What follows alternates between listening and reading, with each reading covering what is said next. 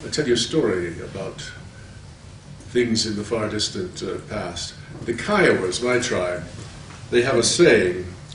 When something happened a long time ago, they say, oh yes, this happened a long time ago when dogs could talk. So I've grown up with that saying in my mind, and I want to tell you a story about that. And tonight I'm going to tell stories, and I'm going to try to enlighten you about some of the cultural values of my people. But there's a story in the Way to Rainy Mountain about a man who was saved by a talking dog. And it goes like this. There was a man who was thrown away. He had committed a crime, or he had grown old and of no use to the tribe, so he was cast out. And he had a bow and arrows.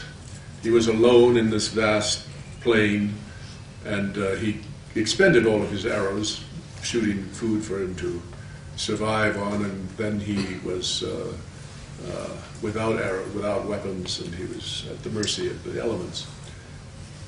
And he didn't know what to do. And a dog came up to him and said, oh, you were in a bad way. You're in deep trouble. You know, you're surrounded by enemies, and I wouldn't want to be in your moccasins. And the man said to the dog, well, tell me something I don't know. The dog said, well, I could help you. I could save you. And the man said, of course, well, if you could save me, please do. And the dog said, well, no, wait a minute. You know how dogs are. Wait a minute. I have puppies. They are little. They are cold. They are frightened. They are hungry. If you will take care of my puppies, I will save you. So the man, of course, agreed at once.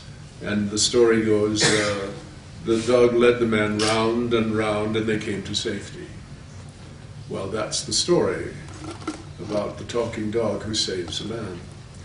And a few years ago, I was living in San Francisco, and I was invited to speak to a group of 6th graders at the Hebrew Academy of San Francisco.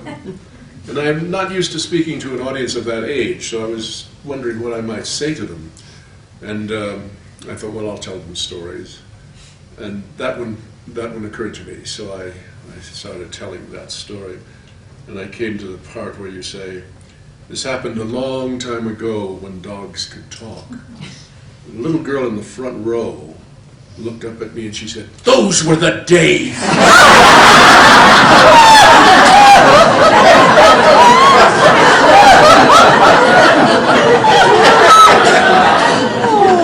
I've often thought of that little girl with real malice.